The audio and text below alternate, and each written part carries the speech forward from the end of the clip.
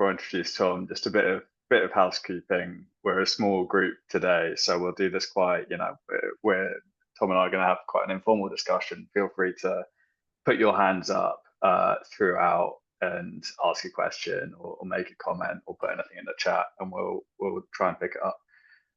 But yeah, to kick us off, I am really delighted to introduce my friend Tom Bewick.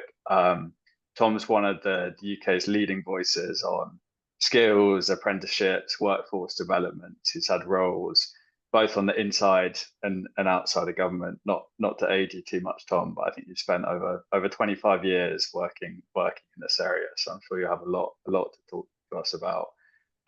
You worked in the Blair government as an advisor on skills, leading major reforms such as sector skills councils, and then you've led non-profits on workforce issues outside of government, working with government, worked with other countries. I know you spent a lot of time in the US and now spending quite a bit of time in the Middle East. I've been a long-term friend of AFA. You've got an excellent Substack where you comment on the latest on skills policy. I'd encourage everyone to sign up to that if you're interested. And now you've branched into academia, so you're a visiting professor of skills and workforce policy at Staffordshire University, and you're about to publish the book we're going to talk about today, Skills Policy in Britain and the Future of Work. So welcome, Tom. Great to have you here today. Thanks for joining us in your early evening. Yeah, thanks, Harry. Thanks to AFA. Thanks to everyone who's joined the call, and those very kind introductory welcoming comments just reminded me that I'm well and truly now in my third trimester of my career, but it's a welcome part of my career, I think, just to have this opportunity to, as I have the last couple of years, really to reflect on that 25-year career in not just as a policymaker, but importantly, I think, as you mentioned, that other part of my biography, which is I've actually run non-profit organizations in the workforce space. So I'm kind of a little bit unusual in that I've kind of been a policy nerd. I've worked closely with ministers, indeed you have. But I also feel like I've sort of got out there and rolled my sleeves up and actually created apprenticeship programs from scratch. So the book is very much in some ways a reflection of, that sort of 25-year career of being in the room when key decisions are made about skills and workforce policy, but also trying to implement skills and workforce policy. Some of it I didn't always agree with. So that's, I think, the context for the book, and quite where it goes from here, I don't know. So the book covers, it's 150 years of the history of policymaking on skills, but I want to kick us off with hopefully a straightforward question. But I don't think our US audience, skills policy isn't really a phrase we use over here. We tend to talk about workforce development. So what is skills policy? What do you mean by skills policy? Well, there is a definition in the book, and perhaps I'll paste that into, if I'm allowed to, into the chat. Sort of, but it's a typical sort of academic definition, and it's there, of course, to be challenged and disagreed with. But it might be worth just starting by saying you're absolutely right, Harry. I mean, even when I looked into the literature around skills and education and employment, skills policy is quite a new thing, even on this side of the Atlantic, but it is definitely a thing in the sense of you will see lots of official documents and even academic documents of the last 15, 20 years talk specifically about skills policy as opposed to education policy. We don't tend to talk about workforce policy, but I would argue they're probably one and the same thing, skills and workforce policy. So why skills policy? I think, and hence, really the reason for writing this book is to sort of put it out there that, when you look at the concerns increasingly of policymakers on both sides of the Atlantic, it's about how do we continue this social contract around growing prosperity. Now, in the States, since the 2008 financial crash, indicators like productivity and real incomes on the whole have been ahead of and been better than they have here in the UK. Although, part of the debate on your side is about the extent to which, what you call the middle class, what we would call the working class, a bit are beneficiaries of that prosperity. And of course, over that period, we've seen huge changes to the workforce. So skills policy really is sort of sandwiched between education policy. It's almost like a close relation, a cousin of education policy and what we might have called traditionally labour market economics or labour market policy. And what it's about really are these interventions, usually made by governments, so in your context by state governments, not just the federal government, interventions in the supply and demand for skills. And there are different ways in which those interventions can take place. Obviously, your Apprenticeships for America, apprenticeships, in terms of the legislation, the regulatory framework, that is a skills policy because governments decided that these are a good thing. Employers, industry, individuals, intermediaries to come together and make them happen. So that's the most obvious form of skills policy. And in the book, I won't go through them, but I sort of map out there are 6 dimensions to skills policy, everything from employer engagement all the way through to equity, diversity, and inclusion. But that's my sort of stab, and I'll if I can, I'm not sure if I'll be able to put the official definition, whether I cut and paste that. That's the book link. We'll do that at the end. But just get your reflections on that. And of course, it'd be good for those listening in, by the way, if you've got any questions, just jump in and ask me, because obviously we want to make this as interactive as possible, don't we? And I think my question, Tom, would be, why look at skills policy now? I think we've got a debate both in the US and the UK on education, especially on the value of higher education. Why is this such an important topic and an important lens to think about education and the labour market now? I think why it's critical is because it goes really to the heart of some of those big macroeconomic debates that are going on, which is, how do economies like the US and the UK, how do over time we not only raise living standards, but that we ensure that the next generation is better off than their parents' generation or their grandparents' generation. And I think one of the things, and I obviously cover these statistics in my book, is we really see from actually before the financial crash in the British context, from about 2005 onwards, we see a sort of decoupling from this notion of investing in education, tertiary education, higher education, and its impact on, to be boring about it as a labour market economist, output per hour worked. That's the definition of productivity, or sometimes called total factor productivity. And it sounds very kind of boring and rarefied, but actually,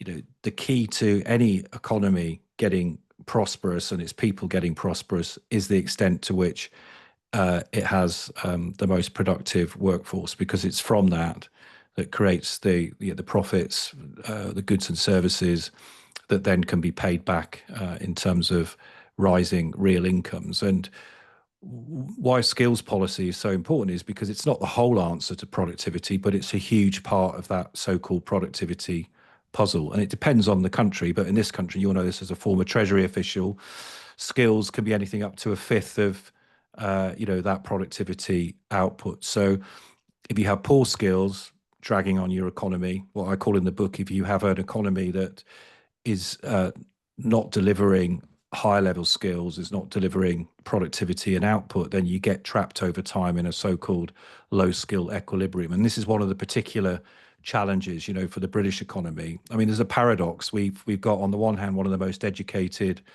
workforces in the world, measured by attainment of university participation and degrees, but we've also got the second lowest productivity rate in the G7. US obviously has the best productivity rate in the G7. Only Italy is worse than the UK. So one of my kind of starting hypotheses and sort of contentions with the book was, well, why is that? Why, and therefore, what is the role of skills policy in trying to address those pretty intractable issues? Mm. And we've had a similar trend, I guess, in the last sort of 20, 30 years, both in the US and the UK of what we describe as college for all, pushing for university, um, like increasing the amount of people going to university and college. But I think you describe in the book there's probably a similar experience in the US and the UK that probably hasn't quite had the impact on living standards, productivity that you Well, there's not, think, right? Harry, there's not only a similar experience, I think, on both sides of the Atlantic, but looking at this through a theoretical lens, actually, I blame two Americans for, this particular issue that we find ourselves in. And let me just unpack that and explain that.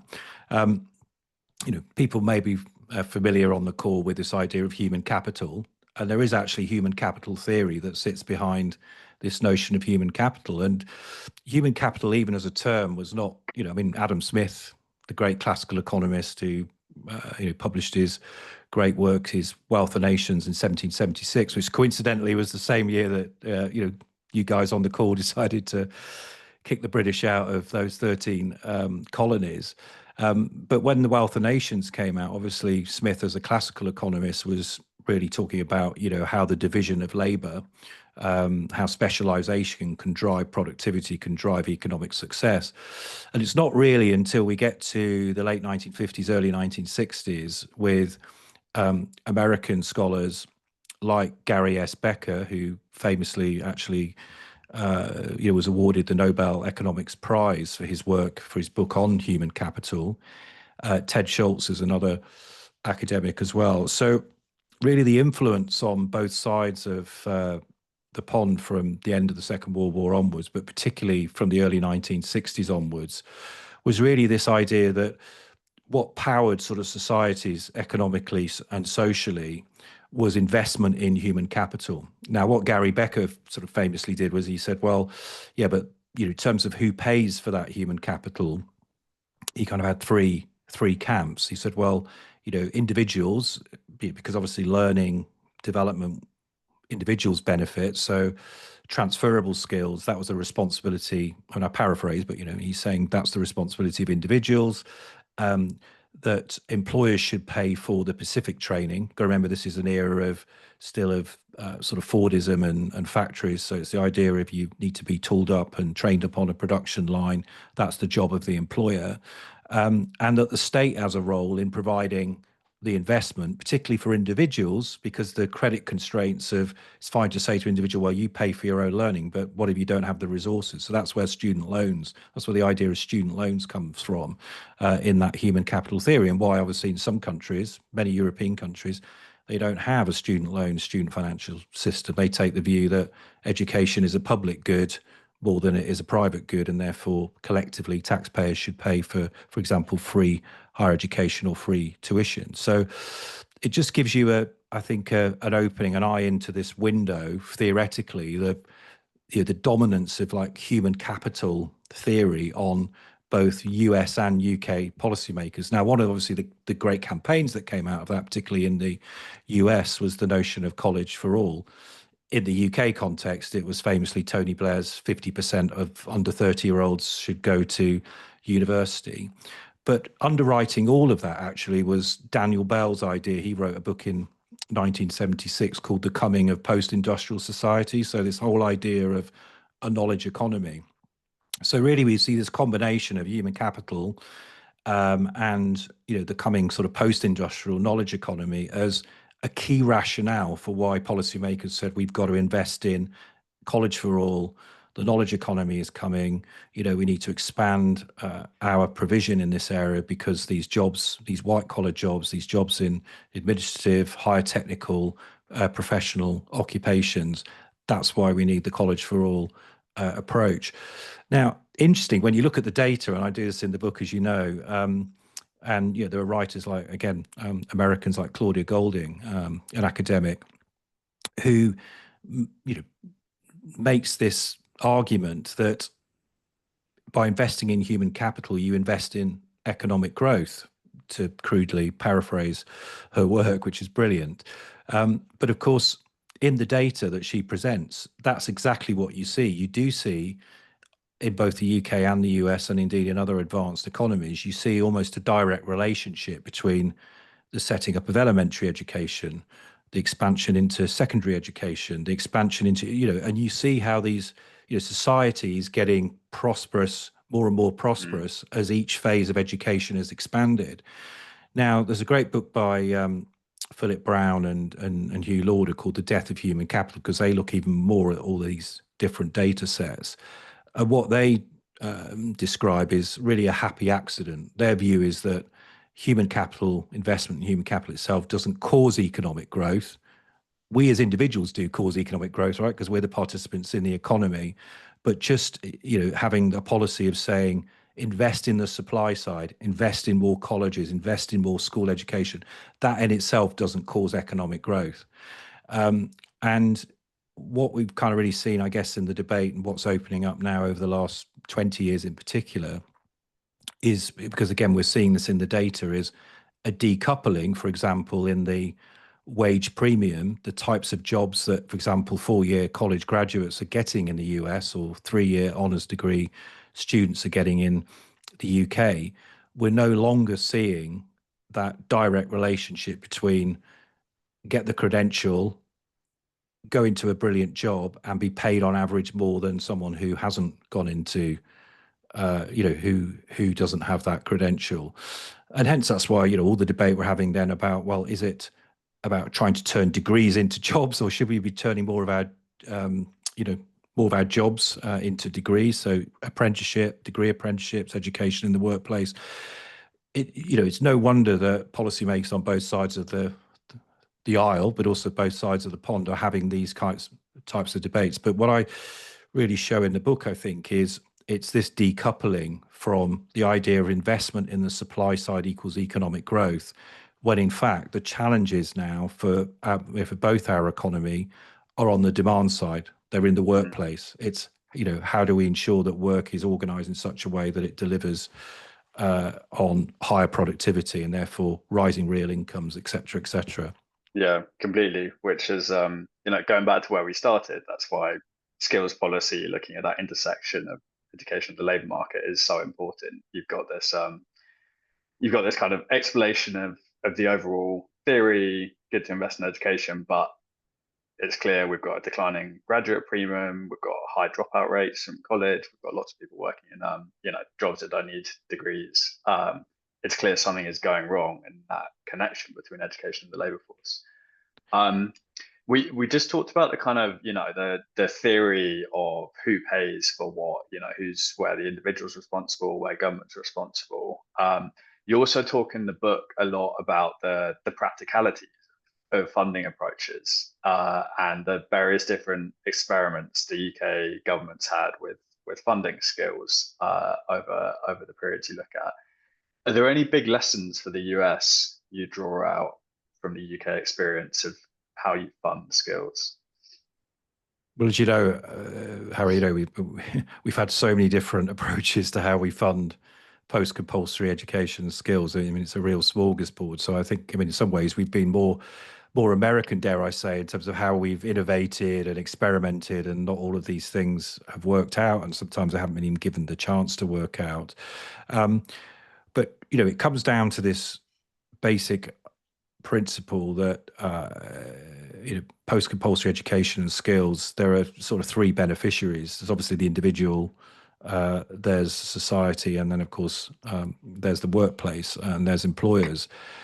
But there isn't really, and hasn't been in Britain, and I guess it's the same in the US, there isn't a political or policy consensus exactly about how to fund post-compulsory education and training. I mean, arguably you could say there is a consensus about how you fund the compulsory formal education, which is interesting because when you look at historically, there was also a big row in the 19th century about whether or not we should be funding elementary schools or funding high schools and secondary schools. But I think it's fair to say there is now a political consensus that these institutions are taxpayer funded. Occasionally, obviously, people pay top-up fees, or indeed you can go private from the state system. But there isn't a big argument about how we fund schools, or even so much about how we fund universities, although that's shifting with some of these challenges to the way in which the wage premium is under attack for university graduates. But in the UK, we've kind of really oscillated from an approach where government has said, so coming back to this tripartite sort of division, historically government said, like they did in the 1960s, look, employers should pay for these specific skills, but we can't trust you, employers in the marketplace, to fund an optimal uh, amount of skills. So therefore, we're going to ask you to all collectively pay into your industry body. It was called the Industry Training Boards. There were 22 of them. So, for 20, 30 years, we experimented with the idea that employers had industry boards, which were run by them, but they were like the chambers of commerce you see in Germany. They're essentially state sanctioned, state licensed, but the money came from firms. But the rub, as it were, was that for the money you paid into the collective pot, you could get that money back from your industry board if you spent it on training and you submitted a training plan and all of that. So we had, it's what I call part of the interventionist state. It was a sort of based on Keynesian economics, the idea of intervening in the economy on the demand side of the labour market. So we've experimented with that model. Then obviously Mrs. Thatcher came to power in 1979 in this country and very much took an anti-status view, wanted to see more free market policies introduced. The relevant example there is obviously the Reaganite reforms in the US as well in the early 1980s. Again, this sort of commitment to free markets. So those industrial training boards, that collective way of investing in training, was swept away, and the era of what you call employer voluntarism. Essentially, the government said, look, we will fund tertiary education, we will give people opportunities, grants, loans to go to college and university, but we're not going to intervene at the level of the workplace. And we're not, importantly, going to make employers pay into any kind of national fund or sectoral fund in order to pay for training. Then we get to the Blair era, which is, you said at the beginning, I was a post-16 skills policy advisor during the first and a little part of the second term of the Blair administration. And, we got very much into this idea of individual learning accounts. So the idea of the state putting money into a skills account, and rather than bureaucrats sort of through contracting deciding what skills provision should be bought, including apprenticeships, the idea was that you would give the individual those state funds as a personal budget, as a voucher, not real cash, but it was a voucher to go, to actually spend on training. There was I won't go into the details because I talk about it a lot in the book, but that whole scheme, that cool way of individual purchasing power, that collapsed in a heap of fraud and bureaucratic mismanagement. So it wasn't really given more than just three years. It was oversubscribed, by the way. It was a very popular policy in terms of people on the ground. Unfortunately, there were too many phantom accounts that were set up that was defrauding the government, and that's why it had to be closed down. But again, you see how we flirted with this idea of, which, coming back to economic theory, it's not too dissimilar to, again, another great American, Milton Friedman, used to talk a lot about education vouchers, and giving vouchers to people rather than the state funding provision directly. So it was similar to that in some ways. Anyway, that collapsed. And then we don't come on to employers again being asked to really contribute for training and skills development until 2017, when the then Conservative government here introduced, and I know this would be familiar to many of your members and those on the call, because you would have heard about it, the apprenticeship levy. Now, rather than that being a sectoral levy, so based on each industry raising the funds itself, effectively this is a national levy that's paid through the payroll for large companies that have got a payroll of about $4 million a year. They pay 0.5%, but it raises, to use US dollars, upwards of nearly $6 billion a year. Huge amount of money. You think about the Office of Apprenticeships annual budget, about $300 million, isn't it? And obviously there are lots of state-led initiatives, but arguably nowhere near, if you were matching dollar for dollar or dollar for pound, that the apprenticeship levy. So we've really oscillated back and forth between this idea of general taxpayer funded, industry funded, by compulsion, industry funded, leave it all up to industry themselves to decide, and then only in the area of apprenticeships, back to the idea of, well, employers should, at least some employers, those that could afford it, should pay into this national pot. So you can see how we've been around the houses of different funding models. Yeah, yeah, and there's now, there's big changes coming down the line on the apprenticeship levy. Yeah, again, we did tend to Well, it's been change renamed approach the every few Apprenticeship and years. Growth Levy, and the idea is that in future other types of training, because there's a big lobby in this country, particularly amongst the employers, to effectively want to use what would have been just the apprenticeship levy, but for other forms of training, short courses, boot camp style training. And there's a big debate here as to what extent, if that's what employers want, then the fund just needs to get bigger, because at the moment we're raising 4 billion or nearly $6 billion a year for our apprenticeship model, and it's pretty much all going out the door. That money is spent. So if there's obviously two choices here. You either extend the scope of the levy to include these other forms of flexible training, or you have to basically cut into the budget that's for apprenticeships and say, well, we want less apprentices. But I don't think there's any appetite in this country for there being any. In fact, if anything, the government wants to increase the number of apprentices, particularly young apprentices, in the model. So anyway, we'll find out on the 26th of November. Your old colleagues and the Chancellor will be making a big announcement about the budget generally for the country, but I'm sure there'll be more detail then about what is the future of the apprenticeship levy. But I understand obviously in the US, you're having a whole debate about how do you best fund apprenticeships, right? Whose responsibility is it? Obviously, employers have to create the job. Employers are responsible for paying the wages. There is some regulation around that. But the big sticking point, and it's the same on both sides of the pond, is who is responsible for the training element, the off-the-job training. And again, going back to Becker and his theories about human capital, his view would be, well, because that training doesn't immediately contribute to productivity. In other words, the employers can't capture the private benefit from essentially a novice, which is what an apprentice is, immediately. That's the rationale for why someone, whether that's the state, whether that's employers collectively, or whether that's individuals asked to pay for that training, has to come in and make that happen. So, in some ways, that sort of debate going all the way back to the 60s hasn't really gone away. Mm. And I want to just touch on one other feature of the current English approach to funding apprenticeships before we move on, which is who actually pays into the levy. So as you said, it's only the employers who have got a pay bill of over 4 million a year. That's only about 2% of employers. I It's mean, it's the big 2%, yeah. employers, but so I think it covers kind of 50% of the workforce. But yeah, what's the thinking behind that? And is it a sensible approach?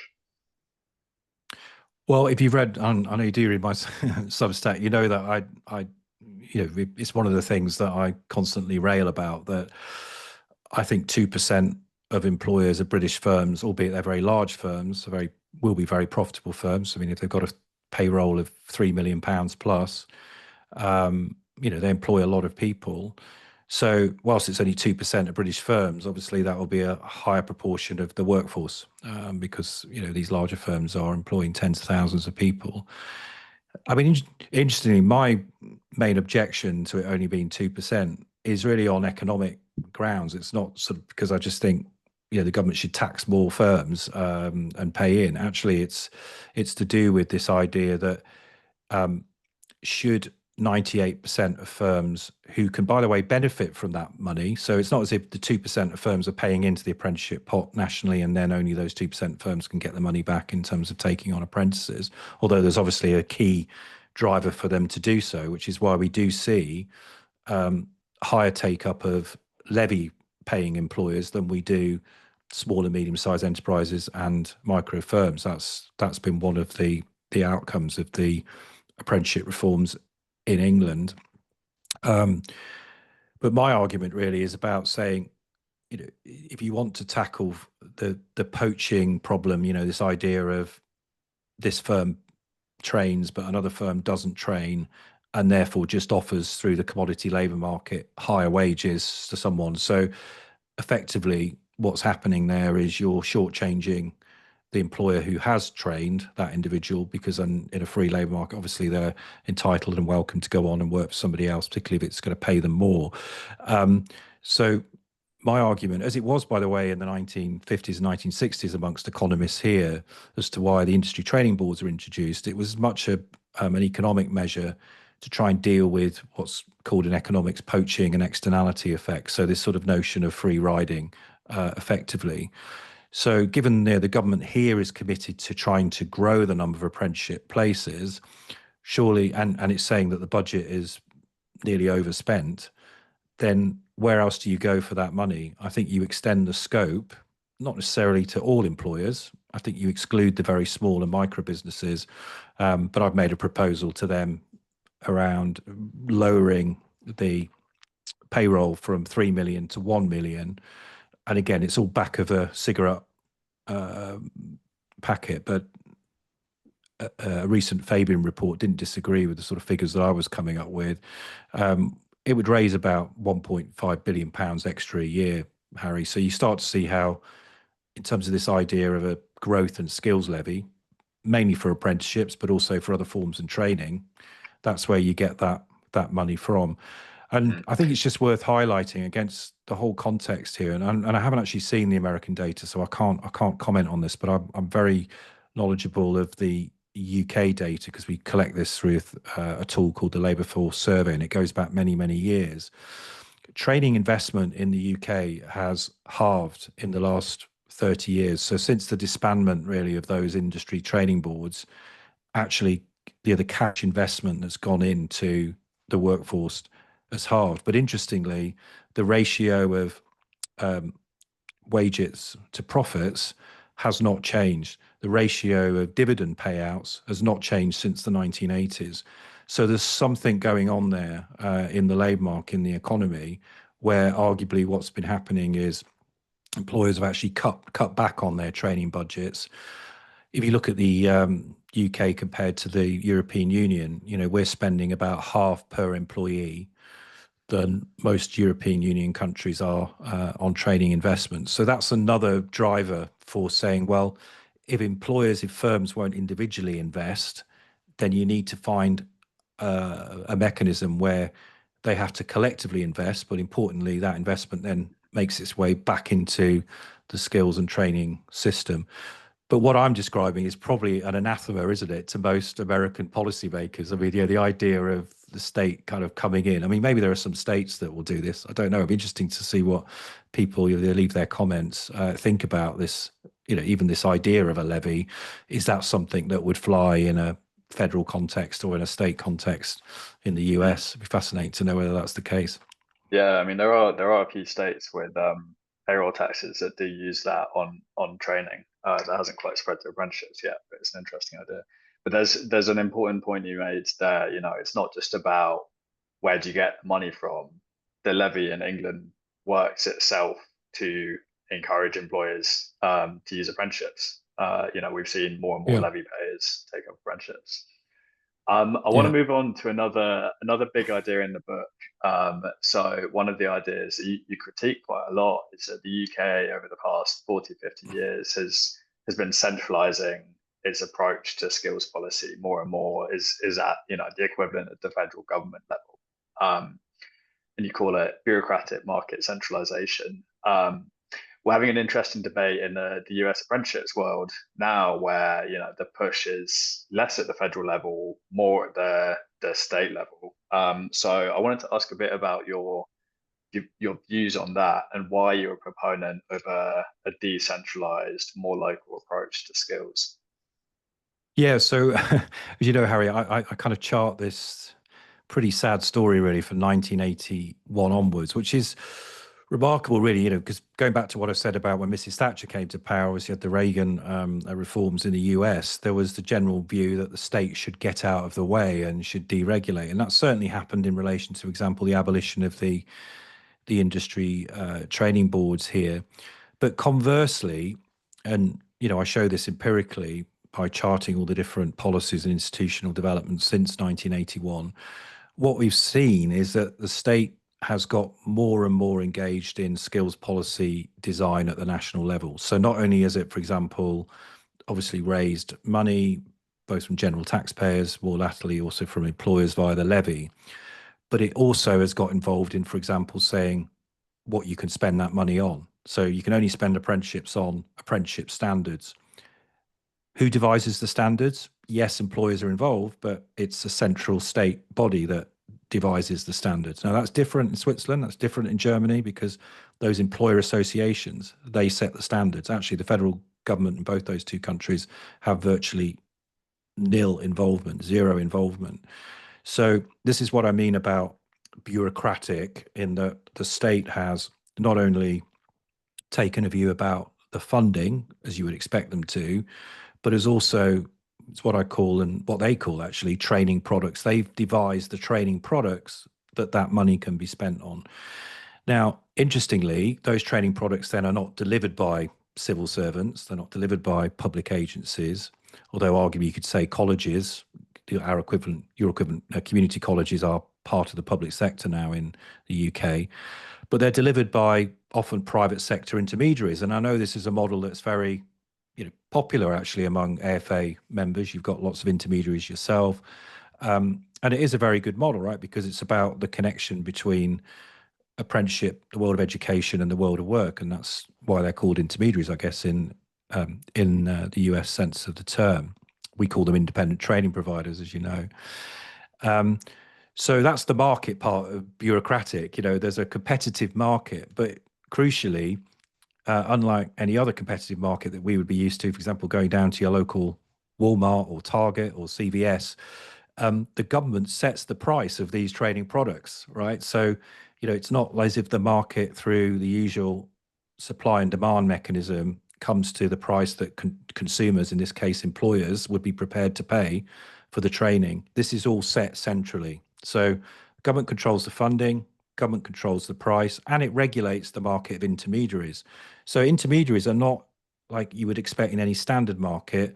They're not competing on the price of the apprenticeship training. That's set centrally. What they're competing on is, oh, we're really good in the digital cybersecurity space, or we're the intermediary for construction skills, or, so they compete on their offer to employers. And there's lots of benefits, by the way, in that. I don't denigrate that, but it has led to this very rigid top-down approach, bureaucratic, market, yes, in a sort of quasi-market sense of the term, and centralized, because ultimately the sector, the intermediaries, the educators, they look to the center for all the guidance, for all the regulations.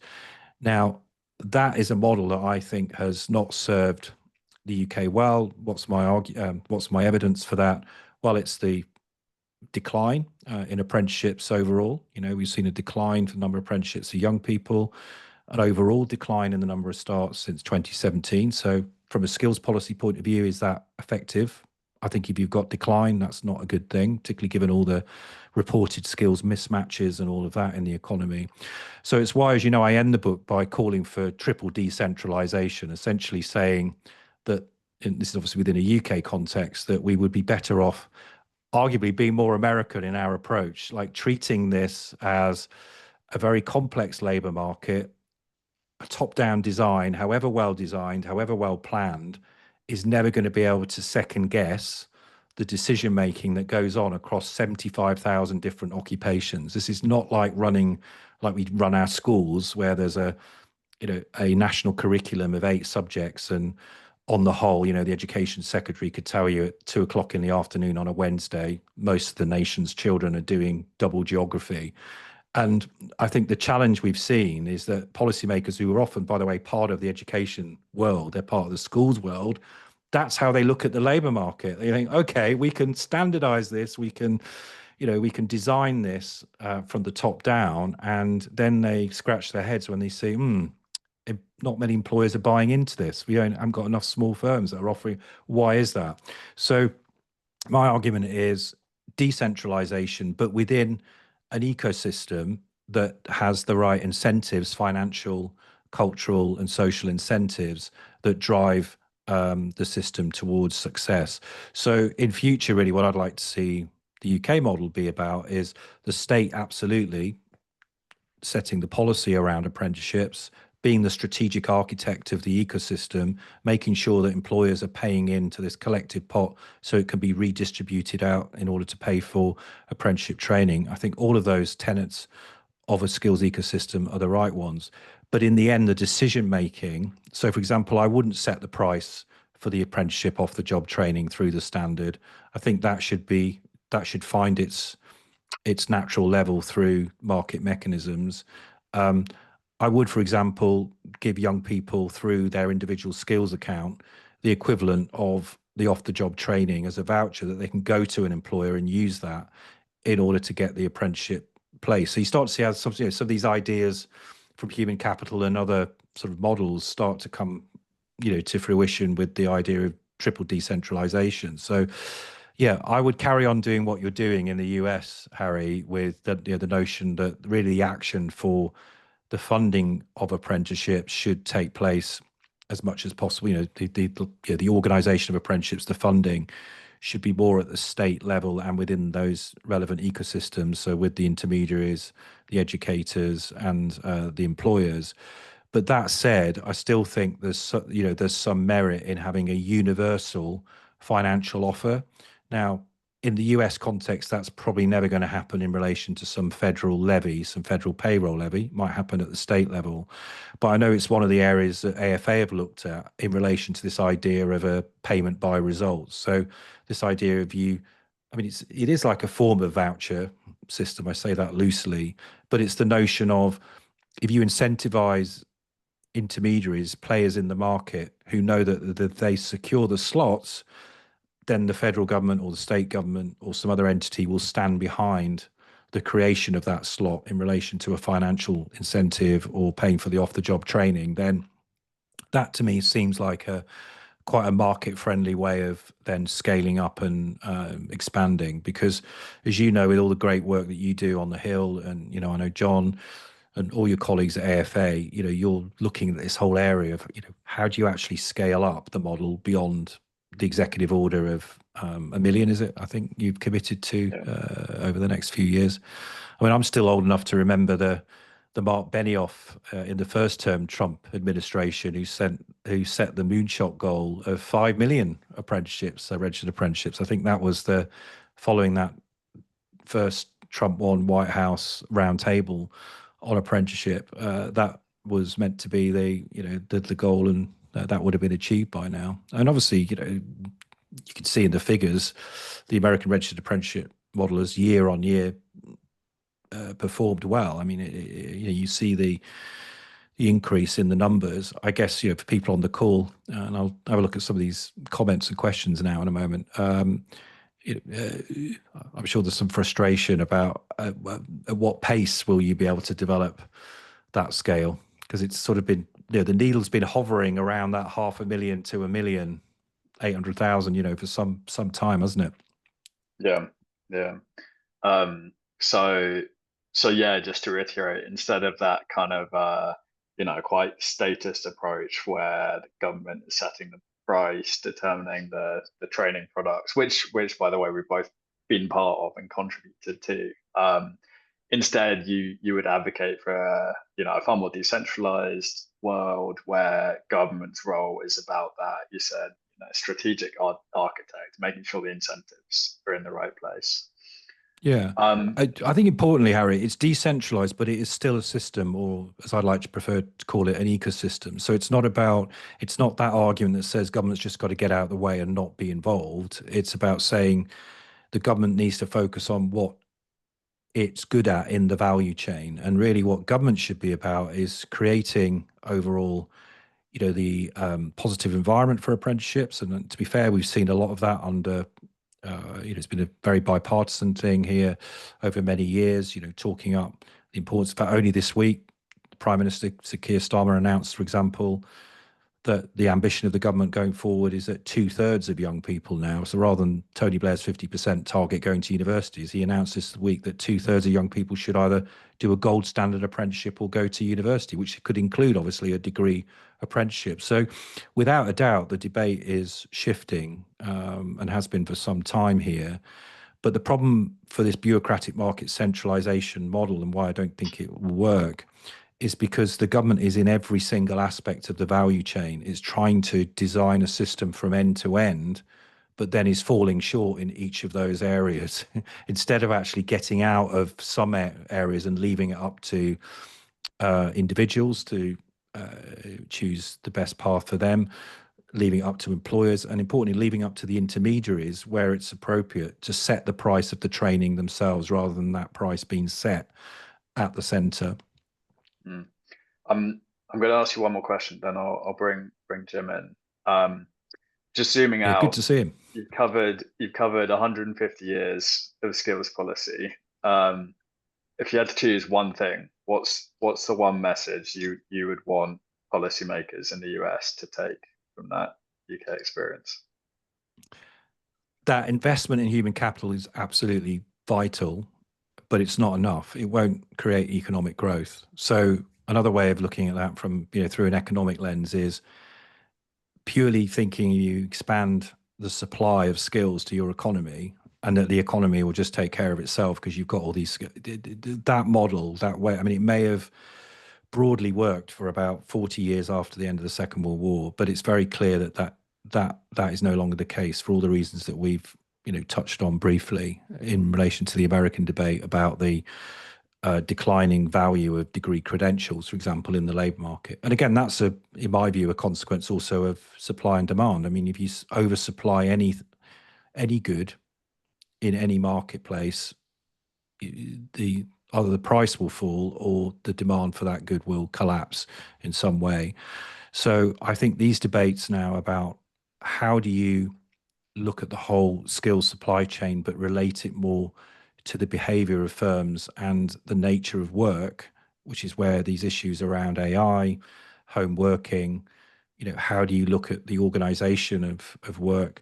I mean, if you think about it, as societies on both sides of the pond, no one questions the 40-hour-a-week contract, the idea of you do 40 hours and 40 years of your life and sort of drop off the other end of it, hopefully with your 401k intact, right?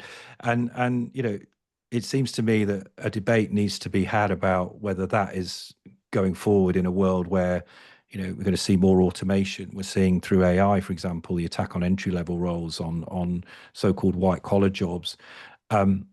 We as societies can decide how we want to organize our economies, how we want to organize work, how we want to organize education. So I think all of these factors are going to force us to learn some new lessons really about what skills policy is here to achieve.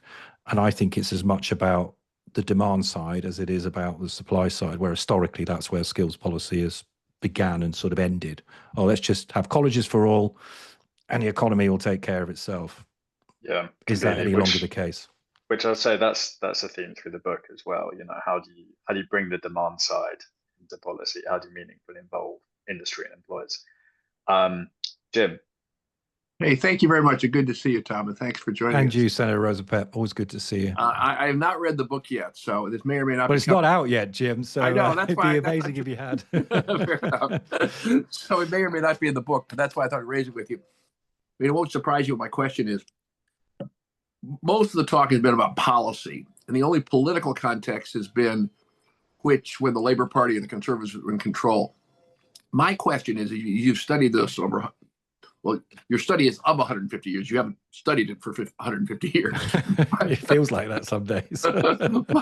but my question is, to what extent in the UK have external players like organized employers, big employers, small employers, unions, been players in affecting the structure of skills policy in the UK?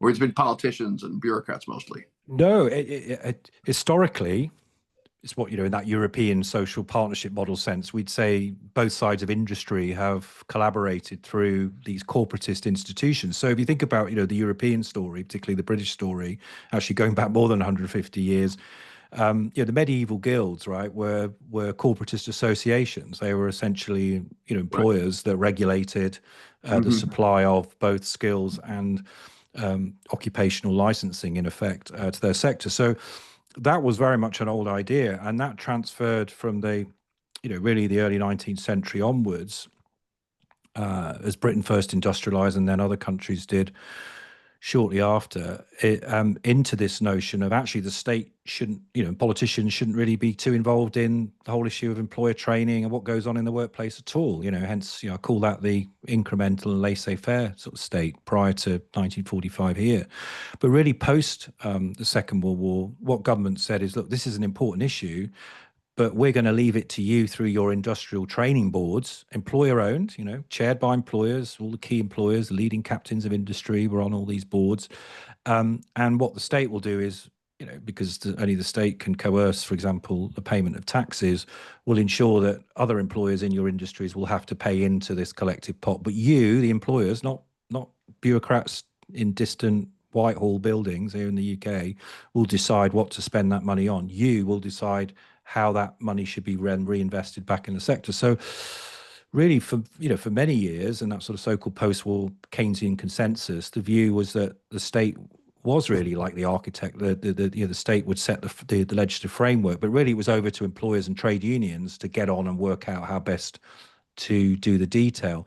And that's what I'm saying about from 1981 onwards, that whole model is disbanded. And although I'm sure, under a sort of Thatcherite Conservative government, they didn't want to get too interventionist with the labour market because unemployment was rising, particularly youth unemployment. Actually, then this huge bureaucratic edifice at the centre was then built, and that didn't involve employers directly, and it didn't involve trade unions, because the overarching then policy priority came one of how do we hold the unemployment statistics down as low as we possibly can. How do we ensure, for example, if young people are going to claim their welfare and social security benefits, we need to attach some conditionality to that. They'll have to join a training program in order to get that money.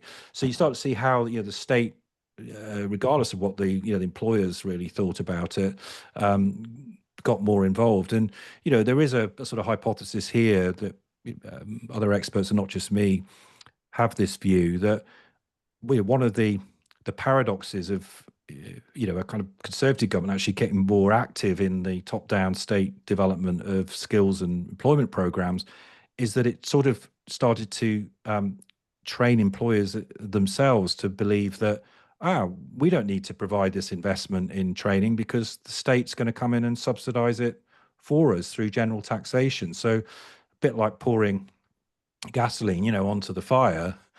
There was already a declining investment going on in workforce training. The state comes in and says, we'll provide all these subsidies, and arguably over time that's led to a culture where employers don't feel necessarily that they're the ones that are responsible. Now that's changing, and obviously the introduction of the apprenticeship levy in 2017, that had a huge impact on particularly large employers who said, hold on a minute, we're paying 0.5% of our 3 million plus payroll a year into this national fund. The only way you can get it back is by taking on apprenticeships. So behavior definitely was changed in a more positive direction.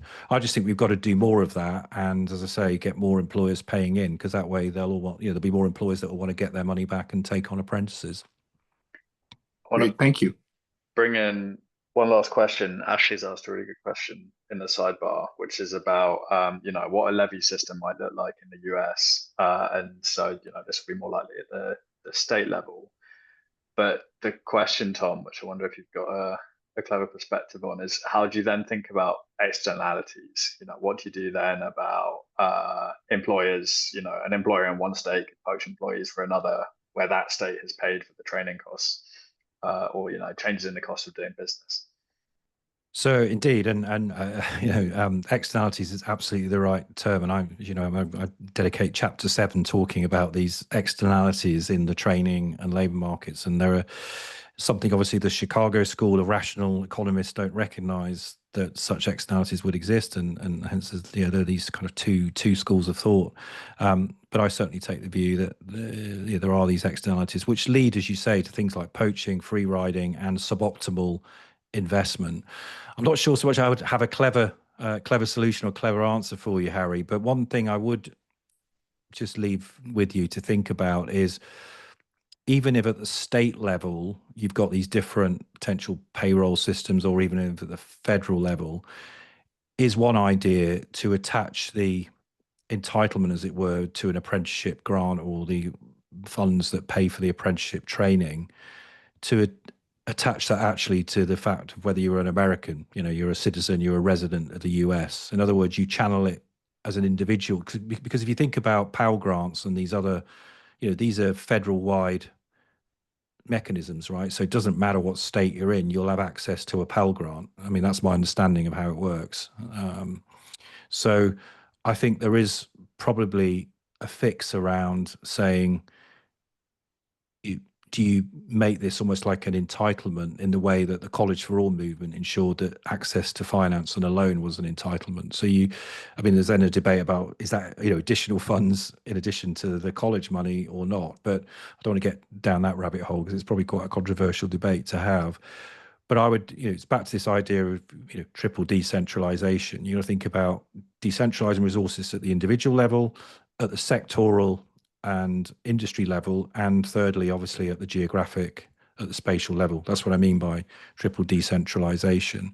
I think the challenge is for policymakers to come up then with a framework that best incentivizes scaling and take up, within that more decentralized approach. I mean, if there was a national voucher, for example, I don't know, that said, right, for every employer that offers an individual an apprenticeship, there's 10,000, just pluck the figure out there, there's $10,000 for the apprenticeship training, but that voucher is in the name of the individual initially, who can then use that at the firm, and then the state level apprenticeship agency can in effect cash those vouchers in. That's again how you could get the demand working. Tom, I'm afraid we're out of time, and we've probably only got to covered go. about 5% of what's in the book. So sorry, typical academic, people, went on for too long. Yeah. where can people get it? Right. So for those that real glutton for punishment and want to buy it, it is available obviously at all good bookstores, including Amazon. However, if you go to the actual publisher's website, which is Policy Press, Bristol University Press, and you put in BUP 50, you will get 50% off. So, when you go into the shopping cart at the end, if you put in BUP 50, it's going for half price before it's even hit the streets. There we go. There it is. Brilliant. Thanks, Tom. And we'll send that round. Tom, thanks so much for joining us today. Thank you. And sharing all your expertise and being such a good friend to AFA. We appreciate it. And congratulations. Well, I'm looking forward to thank you. And I'm looking forward to coming to your 3rd annual conference. I've heard it's going to be bigger and even better because you're doing such brilliant work. And I do enjoy getting your briefs through every week. I always think you're now an organization of about 50 people when I read all the stuff in terms of the work that you do, but thank God for AI. That's all I can say. Take care. Thank you, Tom. Thanks, everyone. Bye. Bye.